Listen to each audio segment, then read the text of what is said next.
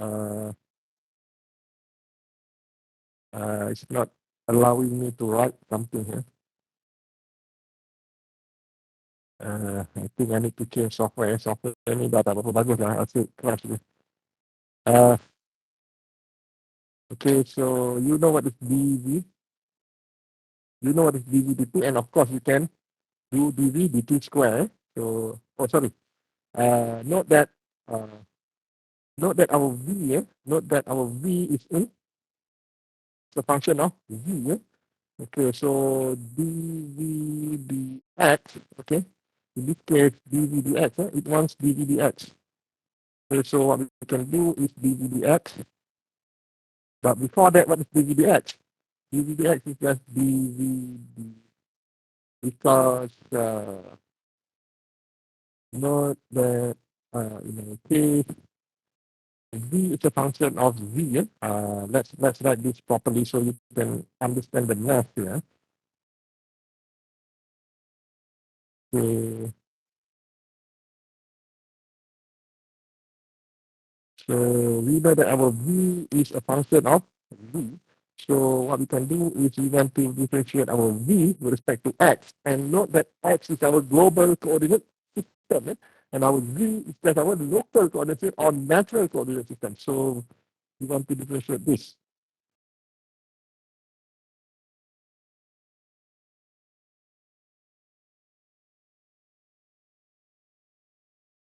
Okay? With respect to x. So this is just dv dv times dv times dx. So do we know what is v as a function of x? Okay, we know what v is we know v as function of z, but do we know what is v as function of x? Remember from our bar element? Remember from our bar element? Okay, I hope you still remember from our bar element, because v equal to, if I'm not mistaken, 2 over L, something, right? X over x1 over x2 or minus x1, which is just me, minus -1, if I'm not mistaken. Please double check my, I think my memory is not that good anymore. Okay, so now you can do that. Okay, so now the question is, how do we solve this? Because once you can do this, you can do for H2, H3, and H4. Okay, look at question number 4. Why do we need v square, dv square, dx square? Because note that our n is equal to ei over L times d square v dx square, which is okay. This one is okay. So I think there's a, oh, because there's an L here, so it will cancel out. Because this is the relationship between moment and transverse displacement v. Okay, so that is why we need this. We need this because we need to find what is our m. Okay, so how do we do this? So how do we solve this one here? Question number 2 here. How do we solve it? Remember that the requirement is that this one, this is the requirement. So let's do this. I don't have my solution with me, so I might make a mistake somewhere along the line. So please watch me. If I make a mistake, please let me know, because for some reason I don't know why I picked my solution. Uh, okay, so we've done this. So this is for H1. So let's put on the new page here. Okay, so this is our CSP. Let's go this way. So H1, H1 is equal to A1 plus B1 Z plus C1 V square plus B1 plus B1 V cube. Okay, and the question is, what is A1? What is B1? What is C1? And what is B1? Okay, and we know our boundary condition. We say use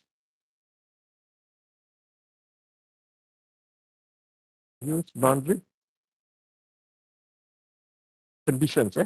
So four unknowns with four boundary conditions. So this is our H1. So this is our H1. So this is one. Okay.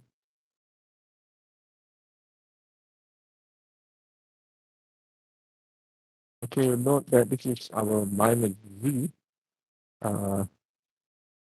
This is our plus Z, and this is our 0. Okay, so we know that our H1 at minus 1, at Z equal to minus 1, is equal to A1 plus B1. B is minus 1 plus C1. B is 1 because the square, minus 1 square is just a 1 plus B1. And sorry, not plus. Okay, so it's a minus 1 because numbers of power. So this must equal to 1, right? Equal to 1. And okay, so let's do this. H 1 prime, uh, uh, which is just dh1 over dz with respect to z. So this is equal to d1 plus 2c1 v plus 3 d1 v square. So h1 prime at v minus 1 is just equal to v plus 2 c1 minus 1 plus 3d1 times 1, and this should equal to 0, right? Okay, now let's look at this one, h2 prime, sorry, not h2 prime, h1 at plus 1 here. V is plus 1 over here. So A1 plus B1 plus C1 plus B1 must equal to 0. And H prime 1 at V equal to plus 1 should be B1 plus 2C1 plus 3B1 times 1 times 1 equal to 0. Now, let's put this in a matrix form so you can easily solve this. Note that this is just 1 is 1 minus 1, 1 minus 1. This should be A1, B1, C1, and B1. And this should equal to 0. Oh, sorry, not 0, 1. To 1. And then this is 0, 1 minus 2, minus 2 plus 3. And this should equal to 0. And the next one is 1, 1, 1, 1 equal to 0. And the last one is 0, 1, 1, oh not 1, 2, 2, 3 and should equal to 0. Can someone solve this for me quickly using your calculator?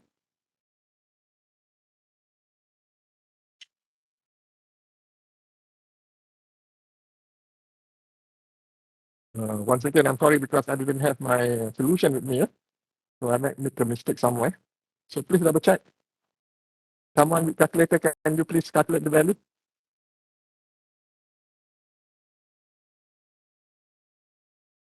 So what is A1?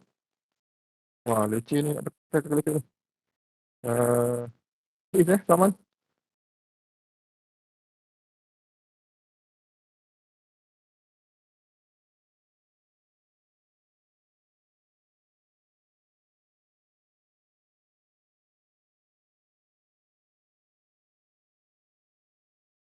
Is anybody doing it?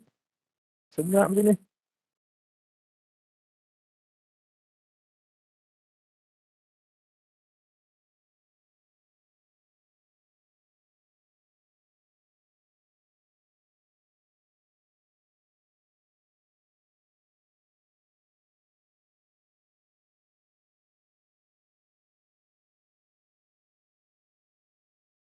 Okay, let me do this lah. Pelan-pelan just bear with me for a few minutes. Tak ada orang nak buat untuk saya.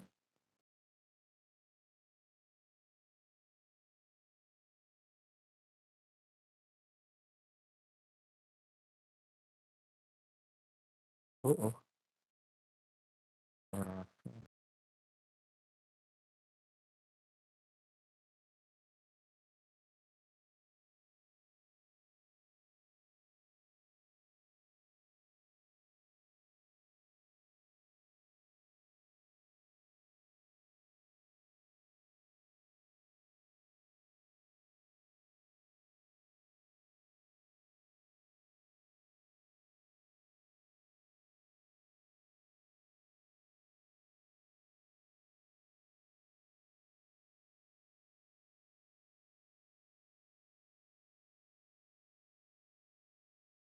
Okay, hopefully I should get it right. Okay. I don't know if you can see this. Boleh nampak tak? Okay, saya guna reduce row echelon form ataupun Gauss Jordan elimination. So from Gauss Jordan elimination, what I get here is A1 equal to half, B1 equal to minus 3 over 4, and C1 equal to 0, and D1 equal to 1 4. Okay, so inilah jawapan saya. Jawapan saya lah. Okay, hopefully you can see kita tengok screen saya besar sikit lah. Alright. Okay, so that's how I did this one. So hopefully it's the same value that we get. Okay, half, minus 3 quarter, 0 and 1 quarter. Okay, sama. So if you can do for H1, you can do the same thing for H2, H3, and H4. Okay, so now our H1 become this. Just plug in all the values. I think C1 is 0, so that's why there's no Z square here. There's no Z square here. And this is how we get it. This is how we got it. So I'm showing you how to get that one. Okay, so the rest, H2, H3, and H4, I think you can do it on your own. Right. So ada sikit lagi yang complicated di sini. If you look at this, can you see the K matrix? Okay, we use this potential energy. Remember our bar element? Remember our bar element and our touch element? How do we find the K stiffness matrix for element? Element matrix, element stiffness matrix. So we use energy then. We use potential energy. So this is the same thing here. This is the same thing. Note that we have to integrate from -1 to 1. Basically, this is the limit. Where the limit, remember for our element, the limit, the lowest is -1, e, and plus 1, v, and this is why the limit is from -1 to +1. And you integrate this, you should get this graph. Of course, remember that this one here is ei over L cube here, ei over L cube, and plus 8 is missing. So this is just algebra. Note, this is a very tedious process, but once you can do it, then which means you understand all the steps, all the steps. You understand all the steps. You understand all the steps. Okay, can you imagine? Can you imagine? This is a 4. This is a 4 by 4, right? This is a 4 by 4, which means we have our beam element. We have Q1, Q2, Q3, right? Q4. Okay, so we have 4 degrees of freedom per element.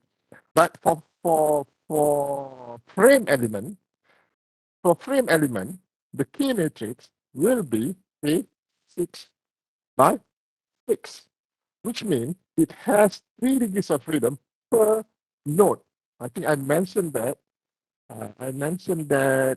Here. Okay, so frame, one dimensional element with 3 degrees of freedom per node. So note that it's a combination of beam and bar element.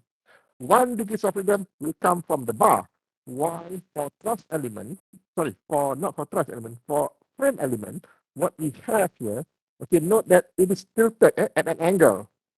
So note that when you have a inclined angle, means that there's a transformation matrix involved. Remember, for our truss element, we have Lm 0, 0, 0, 0, Lm, right? For frame element, we also have our transformation matrix, which is, uh, if I'm not mistaken, is, lama, saya dah lupa lah. If I'm not mistaken, note that in our case, for our frame element, it's a 6 by 6 matrix. So what we have here, if I'm not mistaken, I cannot recall. And then we have 0, 0, 0, 0, 0, 1. This is just for the first node, the first node. Because the first node, we have 3 degrees of freedom. So that is why we have a, oh, this is not right. This is not right. I'm sorry.